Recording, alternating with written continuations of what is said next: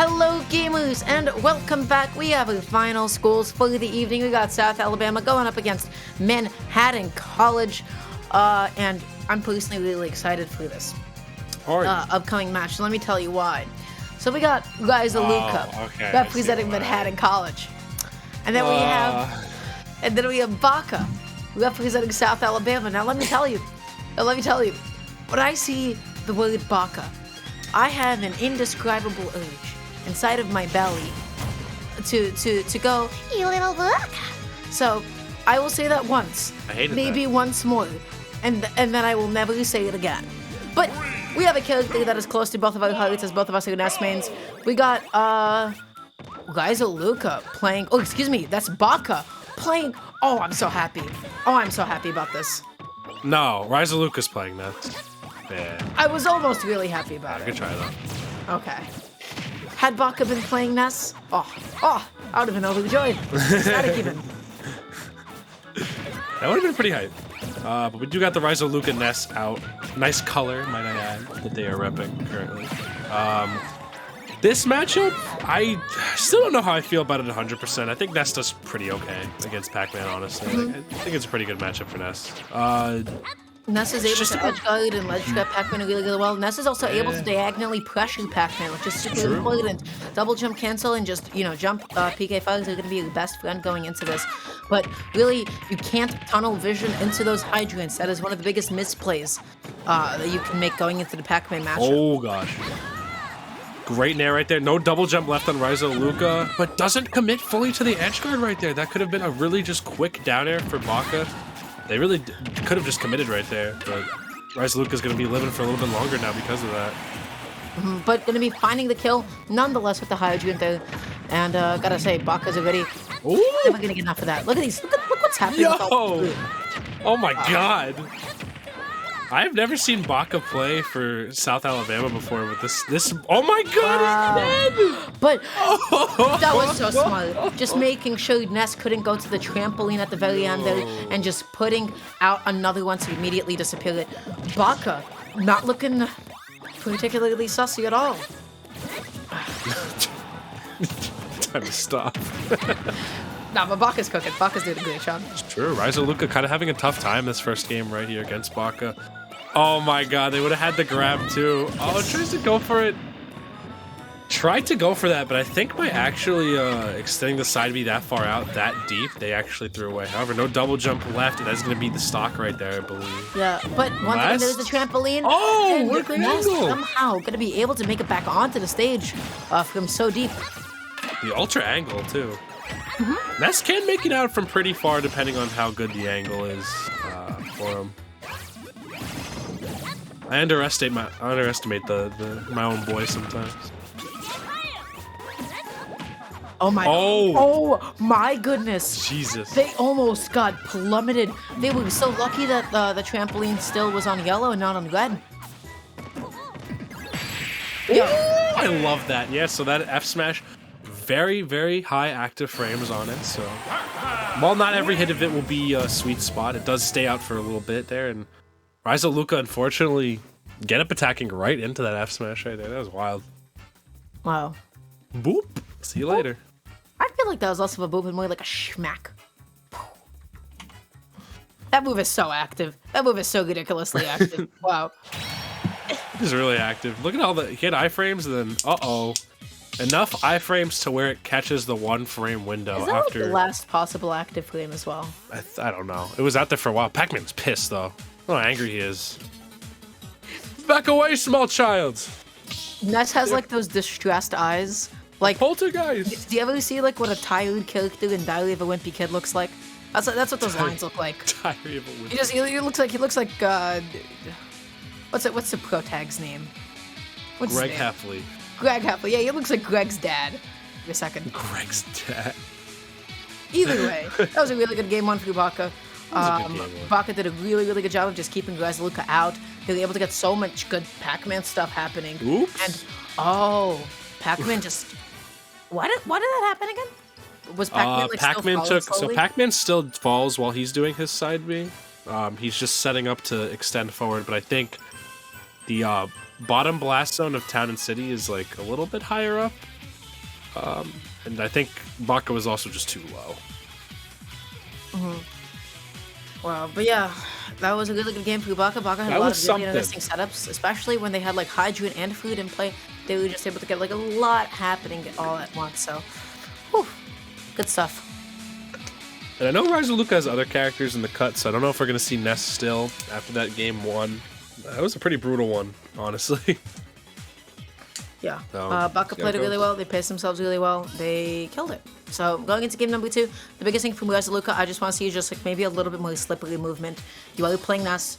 You have access to so many like mobility mix-ups. You don't always have to lock yourself into like really laggy F smashes, you know. And just being able to effectively pressure with diagonal PK fire is really, really important. Yeah, I think Ness being one of the only characters that can diagonally pressure is kind of huge for him in a lot of matchups, like Mega Man and Pac-Man, where these zoners will try to stay a little bit mid-range ball. So I don't think Ness was necessarily the problem there. I think it was just Baka just playing really, really well, just great catching a lot. And I think Ryzaluka throwing away the resources. Oh my! Oh, we're gonna see Baka. Oh my god, I'm getting to eat today. I'm getting to eat well. Isabel Ness, honestly, pretty okay for Isabel. Pyra Mithra Isabel. I disagree. Oh, buddy, it's okay. It's fine. I think Ness still destroys Isabel. But either way, this matchup a lot That sounded worse. like a machine gun. I know. Isabel It's- gets gunned down in the Oh streets. my god, I have not heard that sound effect in so long. Isabel's so cute. But for as cute as she is, she's not very good. But we'll see what Baka can do here, you know. Isabel's still a really skilled Isabel player, can still upset a lot of really good players. This character still has some tools, albeit very linear tools, to really punish. She is also very light, so that was almost a first stock off there for Ryzaluka. Oh, trying to fall off the platform a little bit, but Baka not going to be able to get it up. Falling from the platform this game is a little bit difficult, and both of them going to be whiffing the respective moves. What is happening? We're seeing very big commitments off of Fishing Rod from Baka, when I feel like Fishing Rod is a tool best used. Wow. That was really good, though. Getting the Lloyd Mine into up air, that is a true combo right there for Isabel if she follows up on it adequately. You got to be able to time it so that you get like the combined knockback angle, and then up B and up air like kill quite early. If you're able to get it that way. Okay, tried to catch the tech roll in, I think, with that read right there, but I'm still loving this. Baka knowing their bread and butters with Isabel. No double jump left. Oh, goodness. That was good. I feel like that should have been like a falling neutral instead of like a double jump one, and then they would have been able to get it. But either way, right now Baka just playing so well. Ryzaluka can't seem to find a way to be able to close out the stock. They're whiffing so many 4-liters, so many F smashes. They're fishing. Oh, yeah. Alright, though. Baka just kind of fighting their way back to stage a lot of the time. It's working. I feel like Ryzaluka hasn't really been playing second beat properly. We're not really seeing any of Pyra's tilts come out to get these stocks off. I think we should, okay, that should have been a Fishing Rod right there from Baka. Fishing Rod it catches over the ledge, stays out there for a while, and has a really good distance on its actual grab. So it could have turned into a kill right there, but instead Ryzaluka going to be nailing that first stock off of Baka finally. It's going to be setting up some more stuff with ledge. Trying to be finding that side B is not going to be able to do so. But oh my goodness, Ryzaluka is just not being allowed onto the stage, and that should be it for that stock. Baka playing edge guarding really well, just like throwing out these slingshots here and there to really get this, and this could be huge right here for Baka. I'm so surprised that the up B hitbox was able to hit from that far away. But yeah, this is looking really tough for Ryzaluka. Baka just getting so many extensions, so much damage output. I just feel like Ryzaluka is not really like finding a lot of like what makes Mithra so dangerous, which is like, you know, falling forwarders, falling neutralers, falling up airs, and really like pushing what Mithra is known for, which is ridiculous advantage state. Oh, the regrab! That was so cute! So Isabel does have a tilt throw and a smash throw, or tilt input and smash input on how far her Fishing Rod goes. And that is a kill throw. I think it's pretty stale at this point, but I think one more should do it for Baka right here. Because Mithra is pretty light. If anything, Ryzaluka should be switching to Pyra right now to help them out. And that's so good. Baka sat there and waited, because if you swing a hitbox, you're going to be stuck. Even though you're extending your hitbox, you are in turn in a much more reactable position to be punished. So Baka used that almost against Ryzaluka, finds a falling back here, and it is going to be able to kill. Wow. That was some good Isabel gameplay. Isabel wins. Baka did exactly what they needed to do in a lot of situations. I feel like Ryzaluka was kind of just not catching on to the Isabel game plan, like not really dealing with Slingshot correctly, not really whiff punishing correctly. We're just seeing so many misses on, and you have to be accurate when you're playing Pyra and Mithra. There are several opportunities where Baka definitely gave Ryzaluka the opportunity to kill, but Ryzaluka just wasn't taking it. A big thing though, guys, Luca also kept on opting for a lot of retreating aerials, but in a way, they didn't ever end up pressuring. Yeah, your initiates had to be a little bit too low, so you'll just end up dying. But I feel like the biggest thing is like they never ended up pressuring Baka, and if anything, all those retreating aerials, all they did was kind of give up space. Because retreating aerials are super good when you're fighting somebody who's aggressive, somebody who's pushing in. When you have a lot of stage to give up and to play around, that's when you can slowly give it to them inch by inch, right? But when you're already like down that much, Baka with no incentive to approach, no incentive to jump in so aggressively, all those retreating aerials, you're only pressuring yourself. And with that being said, that is going to conclude set number 1 for these two schools. We're going to quickly cut it to a little break as we wait for everybody else to jump back in. So we'll see you guys in a couple of minutes.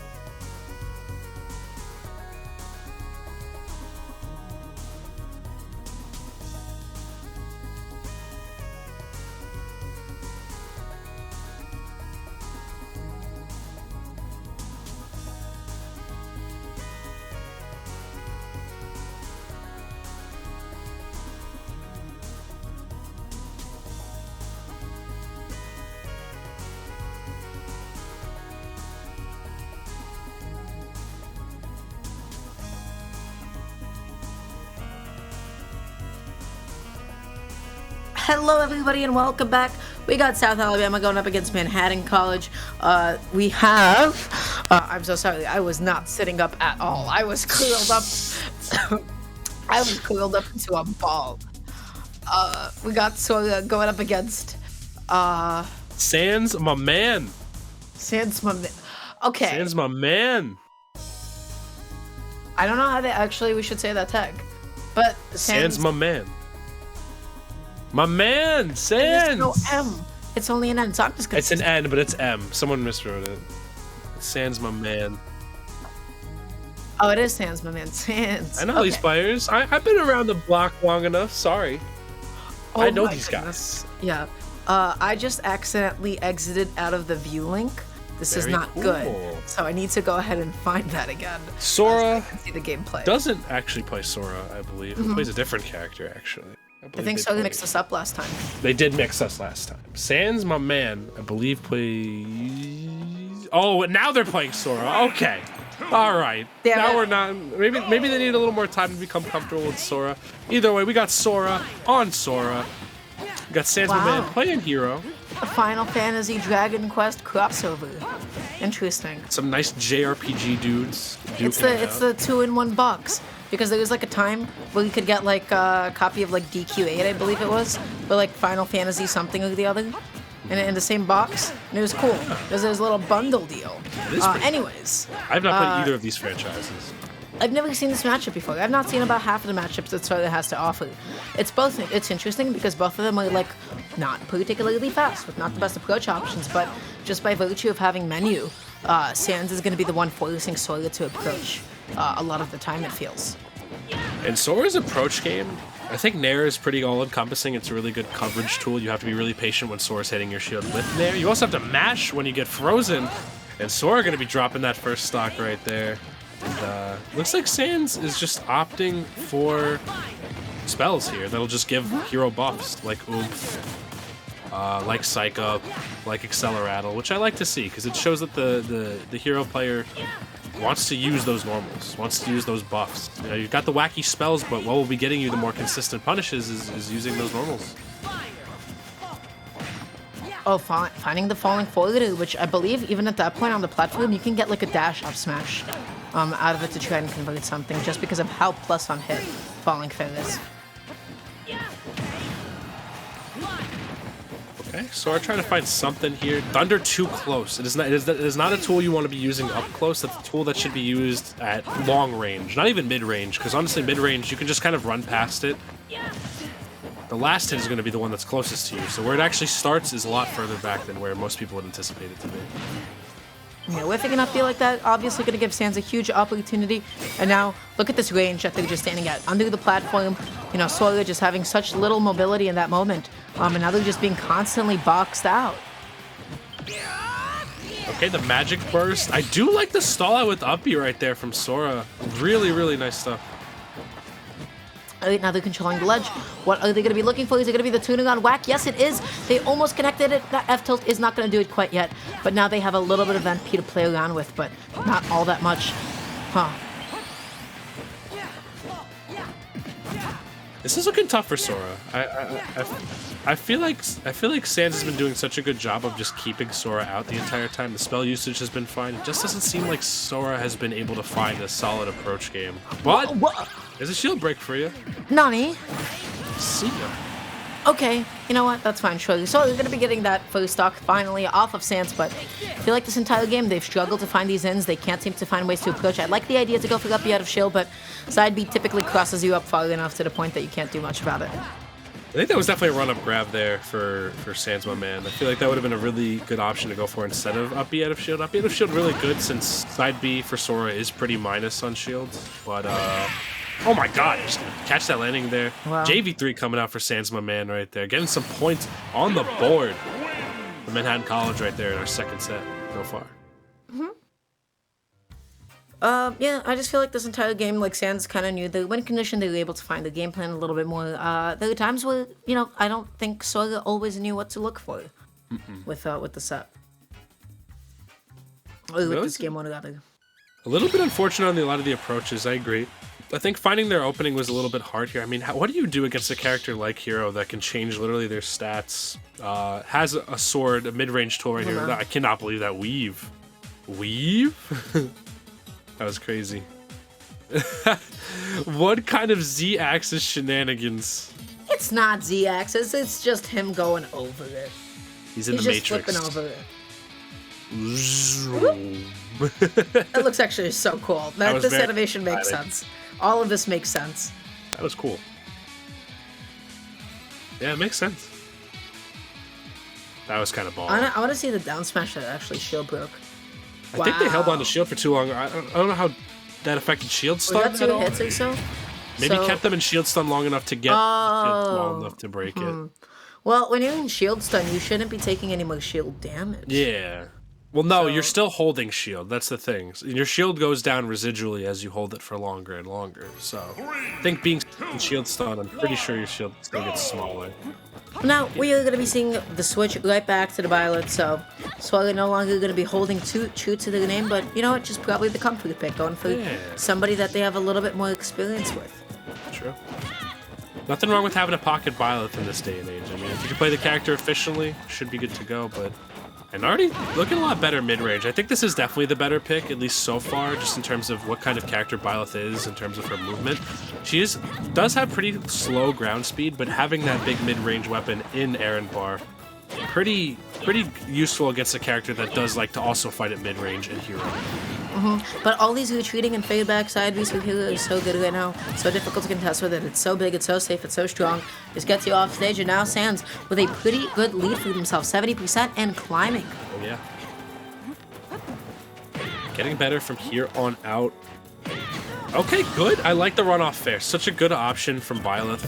Catches characters that are lingering or drifting in just a little too long, that are not committing low enough just yet. And just getting that stock off for Sora right there. Really good. Just jumping back and forth, trying to find something here. But both of them just maybe fishing a little bit too much for these falling aerials. They're both like respecting them on their shields and letting them, and they're punishing the next hit, which is how you punish, you know, safe moves like that. It's true. Falling Byleth fair is also generally pretty safe if you max space it, especially against a character like Hero that doesn't really have any super quick out of shield punishes besides up B, which up B only really done if you're directly on top of the opponent. Ooh, I like that. Ooh, I like that idea as well. They almost had it too, because that would have just been a free kill or been a free spike. Oh my goodness. What an up tilt. That hitbox is so generous, just hits all the way behind you. Alright though. Still kind of a mid-range war going on here. Not much MP left for Sans, but luckily getting that forward air, hitting them with a little bit of spell damage. Stage spike going off right there. We're going to see a runoff fair. No, we just see Sora fast falling, I think, a little too far right there. Finding that up smash, going to be setting up into a juggle. Is this going to be the kill? No. As Sans just timed the double jump so well, just barely above the up air. Both of them are really looking for a lot of these falling aerials. I want to see some rising ones. I want to see some preemptive callouts. Yeah, for real. Both these two kind of waiting on each other to just do their big call out. I like that up smash right there. Perfect for catching roll. It does suck in at whatever direction Byleth is facing currently, as I found out today as I was playing her on Elite Smash. But really good by Sora right there. And now this game going to last stock, and Sora needs to make something happen right here. Oh my goodness! Wow. Just being so patient on the way back. Tries to go for the falling aerial once again. They're both really looking for the same thing in neutral. Back throw, just getting him off stage. Okay, the falling fair. I like this from Sora quite a bit. One thing I want to see from Sora is 2-frame attempts with down air. Down air is so massive with Aimer just being this huge axe, and it lingers for quite a bit as well. You can definitely catch Hero up B through the ledge really, really nicely. So it's definitely an option that Sora I think should explore a bit more. Oh, and finds that whip punish on the up smash. That was a huge commitment, and that up smash wouldn't have even killed either. They double jumped, they waited, they reacted, and they found that punish. So really, really good stuff to goodness, to Sans. Sans, my man. Yeah. Yeah, really solid. Just played a little bit better. Like you said, both of these two were really looking for the same thing throughout their game plan a lot of the time, being very slow movement speed characters who have these large looming aerials that are kind of slow. And it just seems like Sans, my man, had the X factor, just did a little bit better in maintaining their stocks and really outplaying Sora in these instances. And that will almost tie our series up right here, actually. Baca luckily established a nice little lead for South Alabama right there, so it's currently 6-5. So this third set is going to really swing, kind of blow this crew battle wide open. But in the meantime, we are going to head over to a short break as we wait for our next two players to step up to the plate. So we'll be seeing you guys real soon.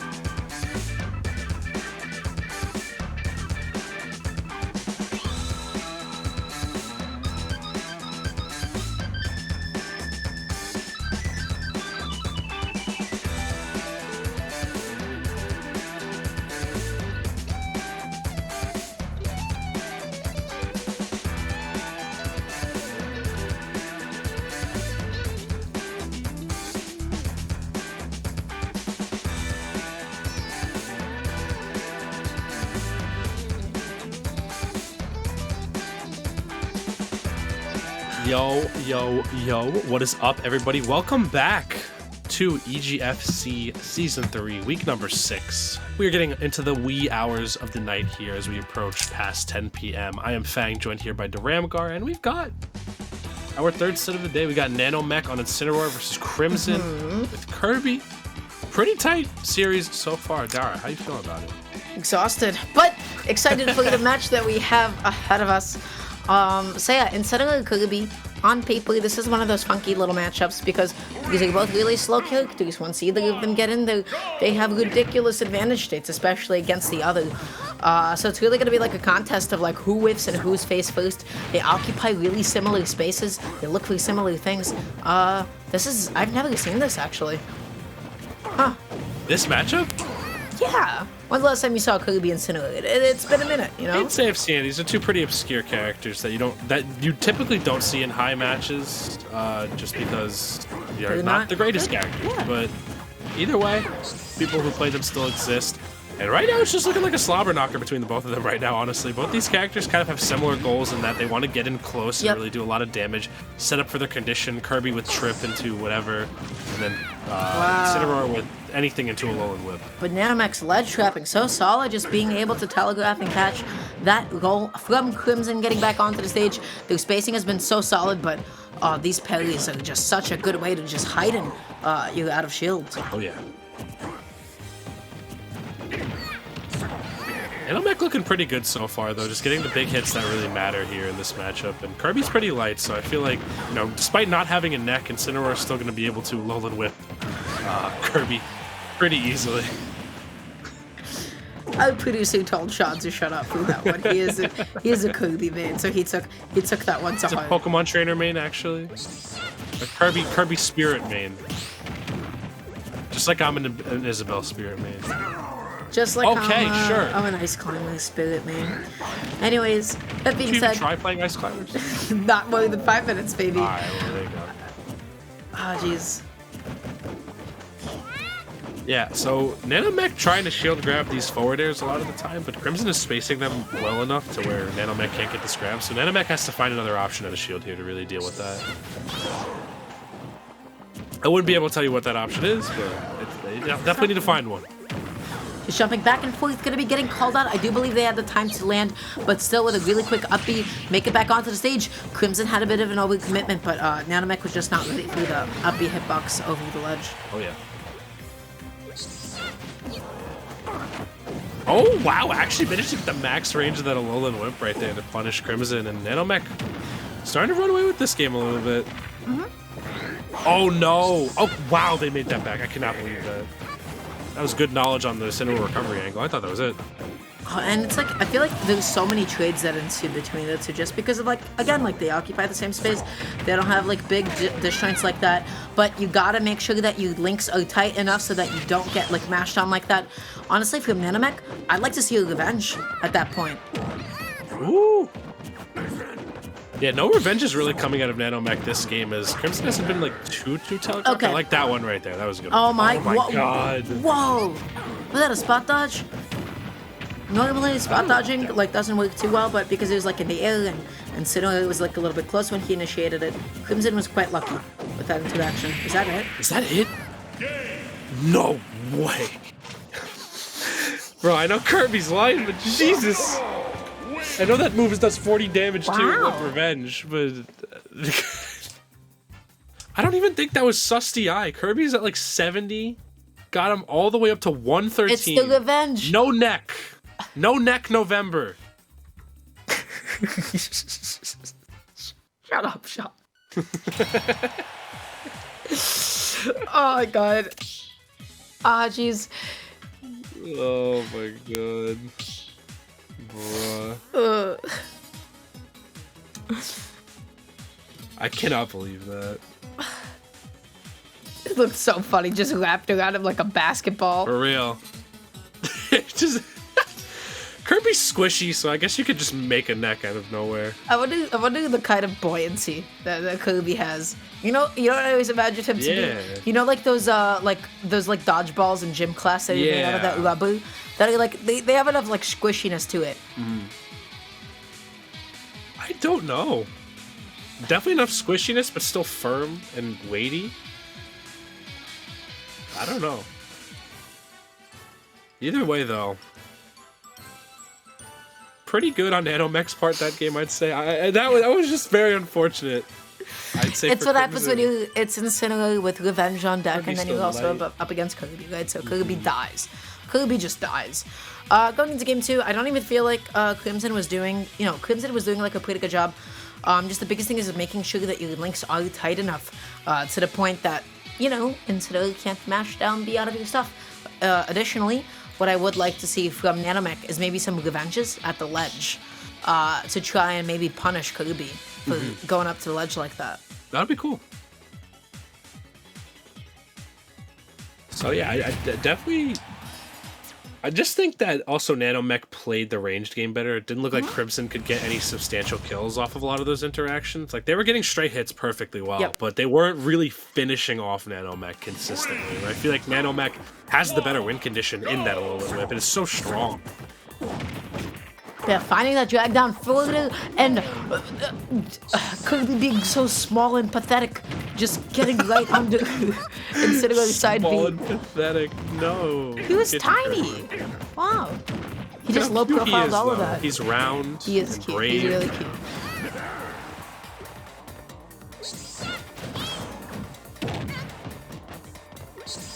I think a lot of these up Bs through ledge, Nanomech could totally be revenging them, because revenge gives you an automatic counter hit, meaning Crimson will get knocked back by it, and you can get a falling fair out of that as well.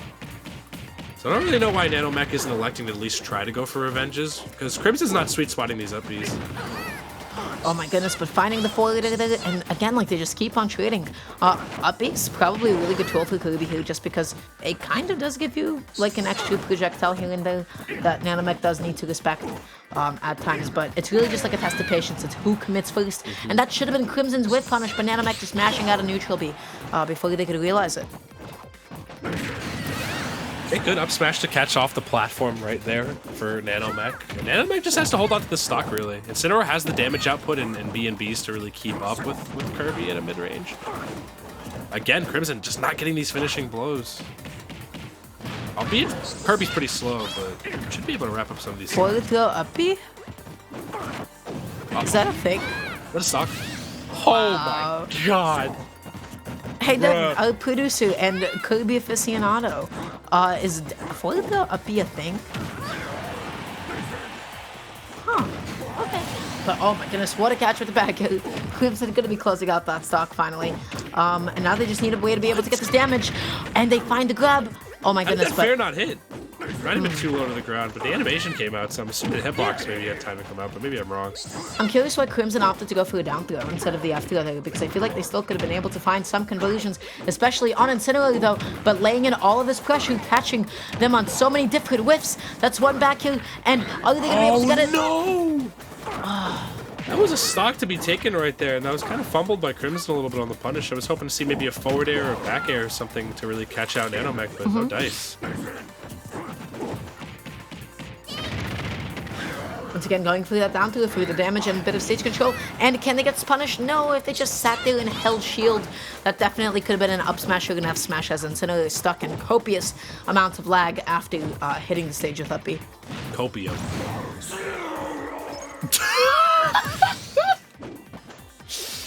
That death sound, that star KO. I don't think I've ever heard Incineroar's star KO noise. I mean, it's so funny. Star KOs in this game are great. Back throw? Oh my goodness, is this it? Is that it? No, Jesus Christ. no, okay. I would be astounded. Back throw does have a good amount of set or base knockback, but it just doesn't like scale until like 100. Now, that back throw should definitely be able to do it. A side B should be able to do it. Just about anything can't do it because Kirby is light and a little puffball. I smell it. It's really Nanomech's game to lose at this point, and Crimson is finding these openings. Is there a double jump left? Oh my god. That's it. That's it. Yeah. Kirby died. Fumbled on Crimson's part quite a few times there on those edge guards. You have to make sure you're able to finish your stocks off, especially on a character like Incineroar that has a pretty weak recovery, honestly. Like, if they haven't... You can even hit Incineroar out of side B in the air, too. It is that bad. One One thing I would have liked to see on Nanomech's part is just more revenges on those up-Bs from Kirby, because none of them were really sweet spotted, but Nanomech did what they had to do and clutched out that set for South Alabama. So now Manhattan College kind of knocking on death's door at this point, as we're seeing South Alabama kind of run away with this one a little bit. Yeah, the point differential is only increasing in size, because now I believe it's like 10 points to 5. So, yeah, Nanomech taking it over Crimson. It started getting pretty close at the end, but at the end of the day, Nanomech just kept on finding the win conditions. They kept on finding the moves that would actually connect and kill. And with that being said, we're going to quickly cut to a little break as we do wait for everybody else to jump on into the arena. So we'll see you guys in a couple of minutes.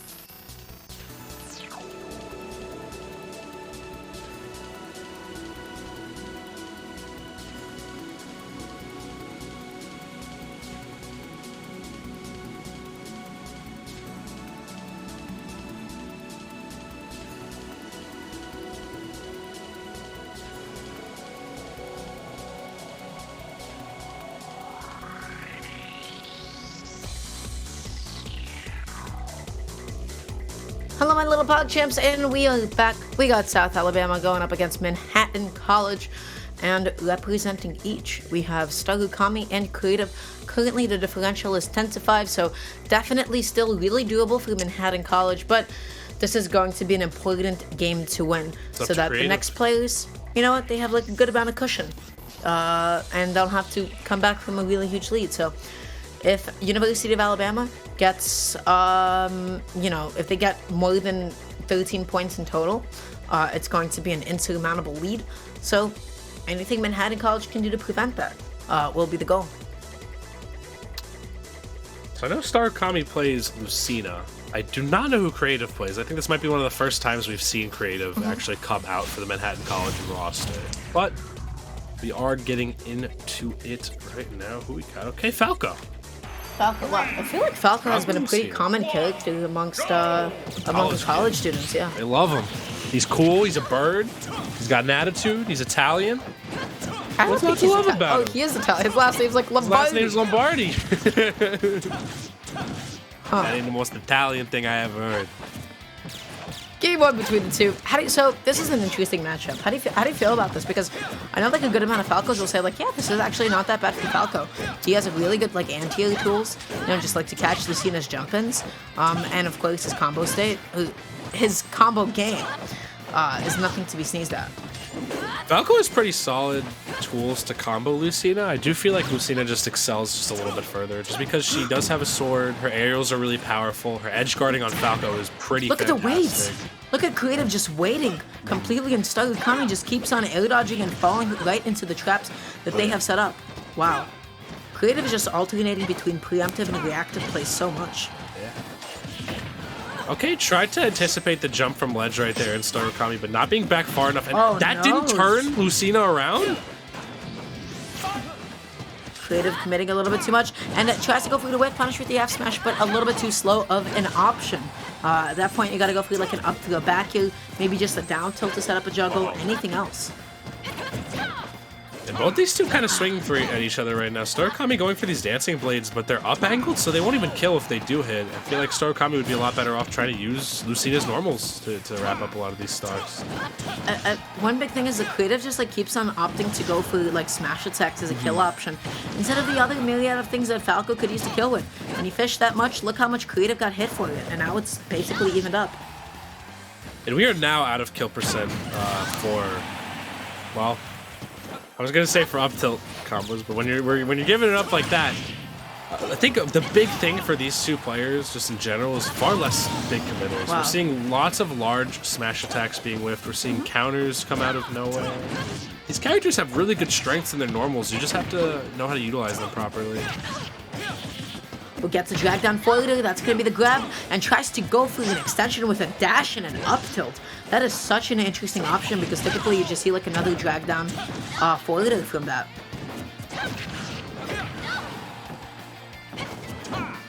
Alright, another F smash attempts all around. I hope these two realize you can't punish F smash with F smash. It's just not how it works.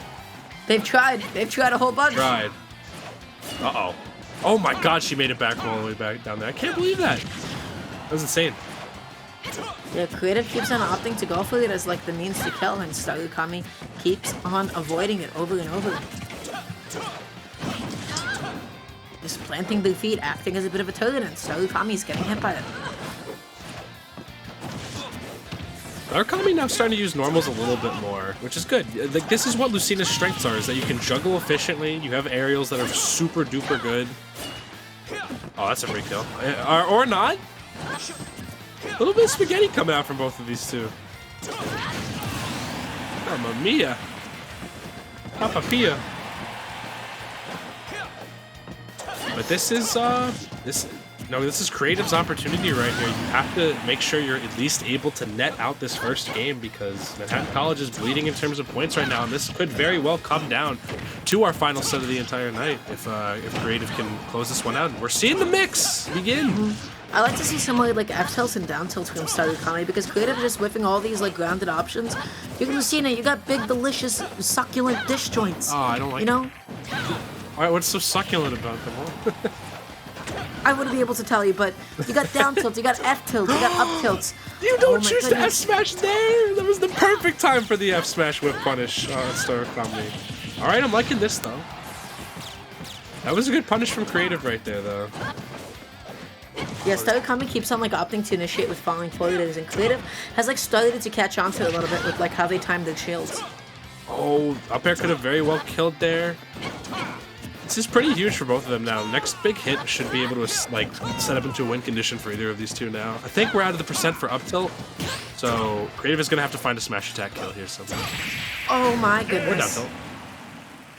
That was a game for sure. That was a game. But sorry, Creative keeping Manhattan College alive out here. Yeah. I'm trying to think about like what could have gone like a little bit better for some of these players. Like again, like Starukami maybe committing to some more grounded options could have been like really helpful, so that they didn't always have to find themselves jumping in. That could have been like pretty big for them, and also just like counters are really good as a mix-up, but when you do it as like a last-ditch effort in a reactable space, you can and will get blown up for it. You know? Mm-hmm. This is true. You can do it in places that you know your opponent's gonna swing. You can easily do it with a lead, but I'm also so surprised that the up smash like hit from behind like that. Wow, that was a little funky. I feel like both of these two players could be taking a lot bigger advantage of these large commitment options they have been going for. But then they're committing just as much when they see each other commit, yeah, right? Like, for real. Most indicative thing is like those F smashes. Lucina F smash and F smash, F smash, F smash. Just grab. You know, you can grab, you can down tilt, you can F tilt. You can just do something that's faster, and you kit. Go fast. That's what Sonic said. That's what he said. I've never played a Sonic game in my life. I wouldn't be able to Played tell like you one that's what or he said. two. Yeah. Never beaten a Sonic game though. Never played it more than 5 minutes, that's for sure. I have a goal to play a game the games from each franchise represented in Smash, at least with characters first. I don't know about the rest of them, but I don't know if I'll be able to ever be able to do that in my lifetime at the rate I'm going right now. There's too much media to consume in this world. Oh my goodness. And Starukami almost had that massive call out with the F smash. They had the right idea and everything, but the positioning was just a little tiny bit off. Alright though, Creative. Well, again, it's really about, I feel like, who blows open the lead for either of these two. These two, I'd say, are evenly matched in terms of skill right now. The ways they're utilizing their tools. It's just who can put their building blocks together. You know, each Smash character is a you have a base kit to work with, and all your moves are your building blocks. And the way you build to one hit to the next is very intricate. You just there are right ways to do it already. All you have to do is look up VODs for it too. So that things to consider for both of these players if they. Oh my goodness! And finds the stage spike, but Falco not going to be able to make it back from distance. For that is no Fox, and that up B does not actually reach that far. You do get a little bit of Magnet Hands assistance on it, but not high enough, not good enough. Still Creative, still making the most out of these interactions traditionally. They just seem to be landing more hits than Starukami. Oh, Jessica for the touches onto the platform. I like the idea, but I don't think Creative just like went through the traditional follow-up and was not ready for the situation. Oh yeah. Up smash out of shield. Alright, this Creative just linking these up tilts afterwards. Starukami's been getting straight hits here and there too, but neither of these players have been really giving up like big hits. Like at least defensively they haven't been looking bad. Like they haven't been drifting into smash attacks or getting too greedy on their approaches back to stage. It's just the offense that needs work, I'd say. Just playing really patiently, just with the back facing towards the enemy, but now just needs a way to be able to land it. The falling back is going to be the move of choice, but just never ready for those side beats to get back on. Starukami just needs to sit and shield sometimes when ledge trapping.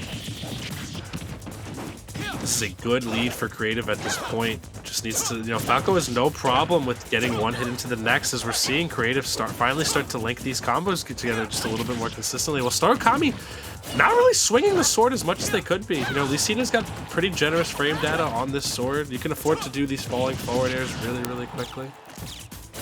It's good. It's a good thing to do. And maybe trying to go for like a bigger boost there, trying to get a little bit tricky with it, but misinputting it ultimately. And now Starukami just on their last legs, but finally finding the F smash call out on the side B. They've been looking for it all game. Finally got it. That, I don't know if you saw, Dara, but the first hit of that side B actually clanked with, like, I think one of the first hitboxes of F Smash, and it just got beaten out. Like, because I saw the green clank. Well, then it didn't clank. We'll take a look. We'll look at that interaction one more time. We'll talk frame about it. Frame data's weird and wacky and wild. I'll explain it. We'll get there. No worries. Oh, that could have been it for Creative right there. I don't think a smash attack or up smash will kill just yet for Falco. I think a little bit more percent is needed, but this is a huge opportunity for Starukami. Not going to be able to get the swat on Falco, but catching them, double jumping back in, and opting for just up B instead of side B and up B. Side B, up B would have been able to get them back on. What happened? Maybe a misinput on that angle. I don't know what happened there. Up B was not the choice, not from that far out for Falco. You still had side B too. Side B into up B would have definitely been enough to make it back to stage for Creative right there. So maybe let's talk about the F smash on the side. I want to talk about that for a second because there is something to be discussed with the percent threshold and whether or not the game decides whether or not like things clank or not. Oop. Not that interaction. That was cool. That was the wrong side B. But this one right here. Let's see what happened. Side B. Okay. See the green particle effect right there. So Falco side B, right? The actual hitbox of it is a series of projectiles, right? That just sort of trail and fall behind Falco. Ah, I see, okay. So what basically happens is this. I believe it's like 8 or 9%, something along those lines. If your attack falls within 8 or 9% of each other, and if it is a regular hitbox interacting with a projectile, your hitbox will extend. Yes. On the projectile. That's right. The hitbox is no longer active on the projectile unless it has a trampling property applied to it. Okay? And then your hitbox will get extended. However, if your attack does more than either 8 or 9%, more than that projectile, it will go through it without actually extending the hitbox. The best case in point example of this is something like Ganon F Smash, because of the fact that it deals so much more damage, right? The swing just goes right through it, whereas with Lucina, it just like stalls a little bit, but then continues to swing. So, it's 8%, our producer is telling me. So, here are the fun facts for the day. The 8% threshold. Hope everybody's able to take something home from that. So, why is this really important to know? And of course, if your attack does less than 8% of the projectile, what happens is you undergo the rebound animation and the projectile just goes through the hit. But it's not particularly often that you're actually interacting with the projectile that strong. So that only comes into case with fully charged Samus neutral B and you F tilted or something. Sure. Thanks, Sean. Hey, no problem. I'm here to offer the pat on the back for the numbers. For the knowledge that Dara has been dropping upon all of y'all, and myself as well. Game 3, definitely a good counter pick. I'd say triplats are always a personal favorite for Falco. But Lucina also does fairly well on this stage too, honestly. So I'm curious to see if Creative can tighten it up, because if Creative does drop this game, that will be it for Manhattan College this series. I believe University of South Alabama will be walking away with it. So Creative definitely has to start nailing these stocks out and start, not dropping theirs. Yeah, but now they need to make it out of the corner. I like the idea of Starukami, but Falco's, of course, just jumps in general so high. Some of the highest in the game. And what a swat, that kind of edge guarding you need to have against Lucina. Mm-hmm. That's one of the things that makes Lucina so good. Is that, a lot of these counter edge guards or just aerials coming out, very, very solid. She is such a good edge guard, especially against characters with linear recoveries like Falco. Really have to watch out for that. It's a down throw, going to be trying to find the tech chase on the platform, is not going to be able to do so, but now Starukami with a pretty good lead for themselves and only growing. Really good spacing on the F smash, so safe. One thing I want to see from Creative is a little bit more side B to encompass like these whiffs or just catch these mid-range. Falco is pretty bad ground speed, but his jump height is pretty good. Side B is a good way to kind of force your way in certain instances. You just have to make sure it's not too telegraphed, or else you're going to get shield punishment. And that's going to be the first stock off Starukami. A little bit of misinput there. I think there's a lot of nerves for both of these players going into this set right here, or this game 3. Finds a down tilt, tries to keep on pressuring, finds the forwarder, but it's not the drag down variant, only gets the falling impact hitbox. And as a result, Starukami just, trying to get a bit of footing, but they keep getting hit. Creative using a lot of these forward airs. While forward air is a good poke move, you have to be able to follow up off of it adequately. So if you do get a drag down forward air, up tilt should be coming next, but Not going to link it as perfectly as Creative would have wanted to right there. Stir Kami gets that nice Dolphin Slash out of shield to punish right there. And now Creative just fishing a little bit too much with some of these floaters because Kami has just like avoided every single one of those. I feel like that could have also been like an up B out of shield. That is one of the best up B out of shields in the game. You gotta make use of it. Oh, this is a punish opportunity right here. Creative, though, not going to punish the air dodge adequately right there. And this is going to be a little bit more of a lease on life for Star Kami right here. It's a down tilt tries to go for the finisher, but not able to track. We've seen his air drift properly. Either way, Creative is struggling to find that last hit that they so desperately need. Oh my. And the lead is growing for Star Kami as they're pretty much on borrowed time for this stock right here. Up tilt will not link it to anything. They need to find either a down tilt, some sort of throw, a smash attack, anything. A forward air. Most things will kill at 175%.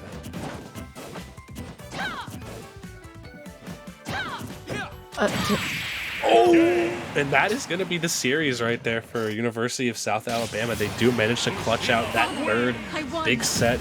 Good effort from Creative, but Manhattan College find themselves at what could very well be an insurmountable comeback unless...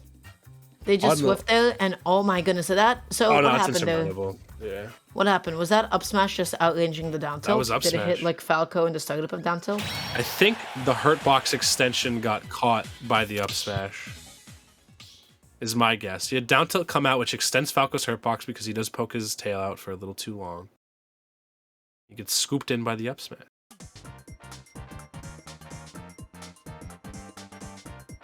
Right? Let me see what happened. Running in. Whiffed it up there. Down tilt extends the hurt box. No, that's the first down tilt.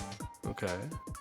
And then what Charge happened up here? smash. Do we see a hurt box extension? No, Oh. that's just the range. Wow. That's just the range of that move. That's kind of crazy. Wow. No. Kind of nutty, but Star Kami taking it right there really nicely. That looks ridiculous. That animation looks so silly. And it's because Lucina has consistent hitboxes on all moves. You know, meaning that she doesn't have a tipper range. All of her moves hit the same no matter where you hit them off. She just has sour spots where most characters have sour spots on startups or linking hits because that up smash does suck in a little bit. But yeah, that was just good range right there from Star Kami. But yeah, with that being said, we have one more set left for these two schools, so of course we are still playing for points. We've got a good guy now and Sam coming right up, so we'll see you guys in just a couple of minutes, so stay tuned.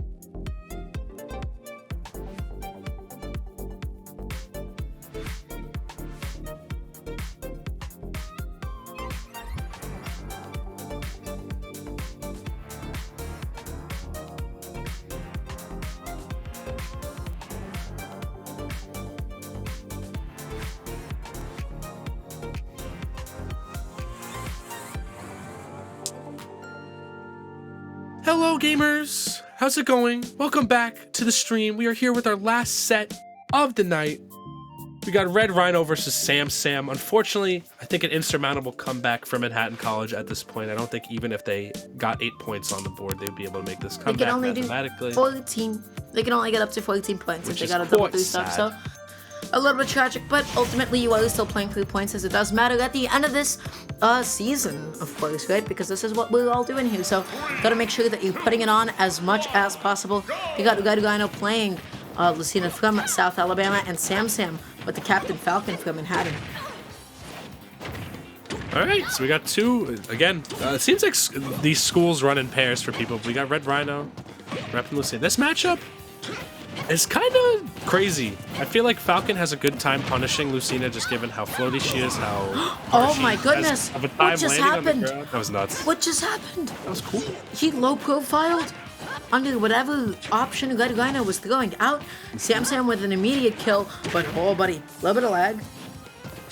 It's a punish you'll see traditionally coming out from Falcon with punish landings. So we see Next C do it a lot, just because Falcon kind of reels back a little bit before he lets that big punch go.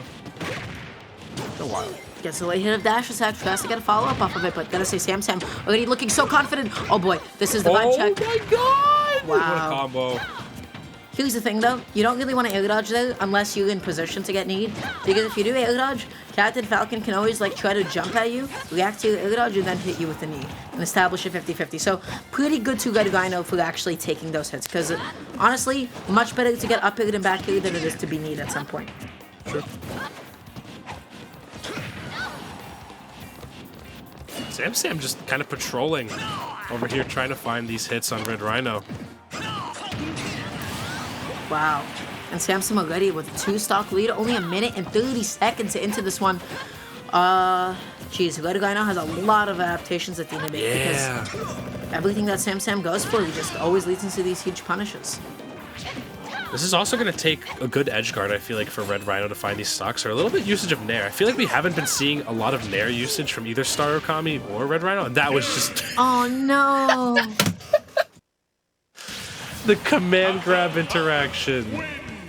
Wow. Oh, so sometimes, goofy thing that happens, if you hit within a certain frame window of a command grab coming out, you will instead have a weird interaction where you will be put in hit stun, or rather you'll be put in the same animation you would have if you were mashing out of a grab, and you are unable to input anything for a little bit of time.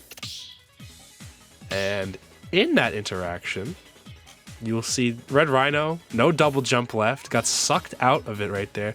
Finally able to act once they realized what happened. Did an uppy a little too late, and that was all she wrote.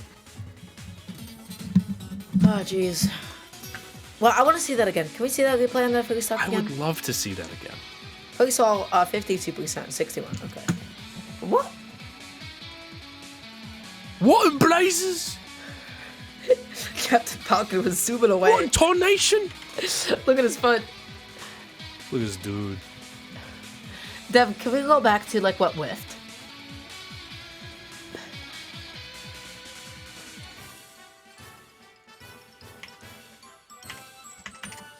I don't think Lucina just had enough air acceleration in that moment to try and release the momentum. Quite sad, isn't it? So, look, what happened here? Because there's just like a down throw. Gets the up air. That whiffed? Yeah. That whiffed. What? Play it again. Go back. Play it again. Run it back. Go back. They're seeing, yeah, here. Yeah. Frame by frame. Okay. Coming down. Yeah, no. Falcon Yes. makes it. Actually, the F smash was the perfect move because Yeah. it is built in with punish. Boom! You're dead. I just, you know what I heard? I heard what's his face from TF2? Pow! Ha! Yeah. The Devil Man. I heard the Devil Man saying "kaboom" with that one. Yeah, got it in a second. Does he go kaboom? I thought it was kaboom was from Wind Waker with the pirate guy. No. Where it goes kaboom and then sploosh.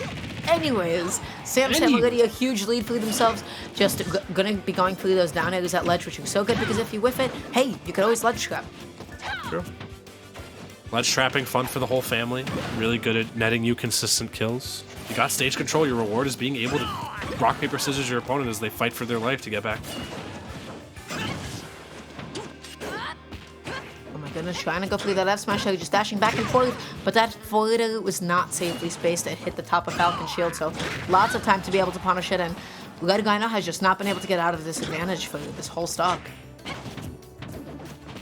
Sam looking really good with how they're choosing to weave in and out of Red Rhino's range. That was such a good parry to up B right there. That was incredible on Sam's part. Oh boy. Oh, the reset! That was so nice! What awareness on Sam's part to instead just kind of shark for the landing because they knew they wouldn't be able to continue the combo. What?! Sam is a mad person. A mad man. Gets the F to go for a bit of stage control, but Red Rhino just not been able to pin down Sam dashing a little bit too far, lands too much before they jumped. Sam has a good idea, but just not timing it. All right, though. Good back throw. Oh, I like that but option, the DI on the back throw. Still good. Oh, it is goodness. Lucina at the end of the day. Double jump up, will get you out of most situations. Oh, wow. The great usage of F tilt there. It is a good anti-air on the landing hits as Lucina swings her arm upward. And Sam now in a compromising position here. The sledge trapping from Good Rhino so good, and they should have just committed to it all the way, but backing out a little bit. Oh my goodness. All right, though, another F tilt, another chance for Red Rhino to really get this ledge trap up. Not letting Sam sneak by for free, though. But Sam finally managing to get out of the corner and get center stage control. And they went for it all. Oh my goodness. They deserve to die there. The back air from Lucina whiffed. I'm so surprised that happened and finds the up B. Not going to be able to kill quite yet from across the stage, but the next hit definitely will. Wow, what happened? Double jump. Either way, last legs. And Sam on the verge of actually getting a rousing 8 points. This actually would have been almost dead even. I feel like if Sam actually went in first, I love that.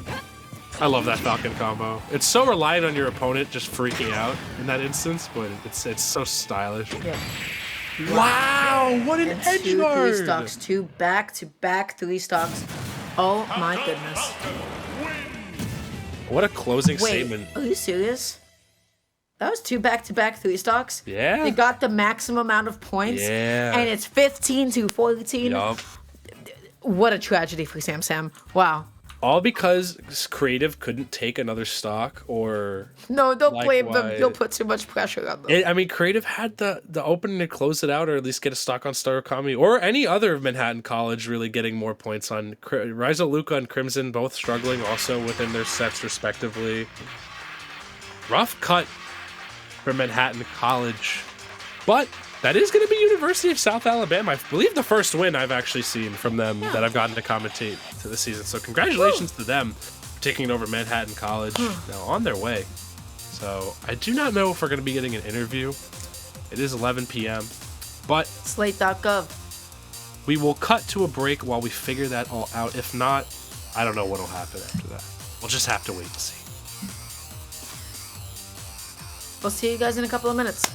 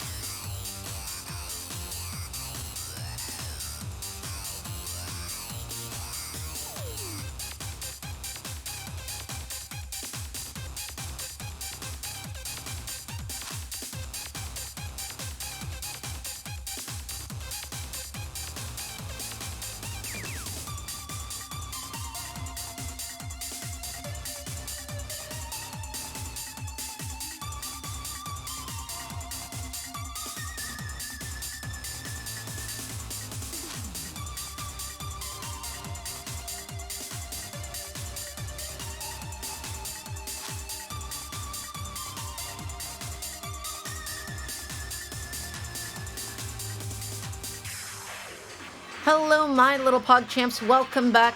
We do here have Starukami representing South Alabama. Starukami, how are you doing today? How are you feeling about this dub? I'm doing well. I think we're all doing pretty well. That was a very close match. I'm very proud of our players for sticking through there. You guys honestly did a fantastic job tonight. I know this time, I know it's been a tough couple of weeks for you guys with just really good colleges you guys have been going up against, but you guys pulled it out today. We saw it Baka, I think, for the very first time as well, and they did a fantastic job. Yeah, I do believe on this channel you see in Baka for the first time. He was playing last week, but I don't believe it was on this broadcast. Yeah, it was a different one. Nice. But they were looking nice. They were using Z drops and all kinds of crazy stuff out there, so they definitely gave you guys a good lead. How have you guys felt overall throughout the course of this entire season so far? Where's your guys' mentality at right now? I will say it was a little weaker. Not the last week, but the week before, we were coming off an 0-2. The last two matches we had lost. Last week we won, which was a great morale boost. And that just carried us through this match and helped us keep spirits high, and we pulled it through. Tight. Nice. Do you think there's anything else that you guys would attribute to success today, other than that morale boost? I think I mentioned this before, but we are very, very diligent on our VOD review and just practicing over and over our matchup knowledge and trying to play as many people as possible. Nice. I think some of our members do quick play, which has its own, cons and pros, but it helps us learn matchups, and I'm really proud of our team for taking the initiative and getting that knowledge down. That's awesome. I hope these streams help in some capacity for VOD review off of these sets, since it is your guys' chance to play competitively with other people. Granted, it is Wi-Fi, but you are playing with people from literally all around the United States, so. Absolutely. You'd be surprised how much the commentary helps us in VOD review. Hey, we try. Try. You know what you for that. Yeah.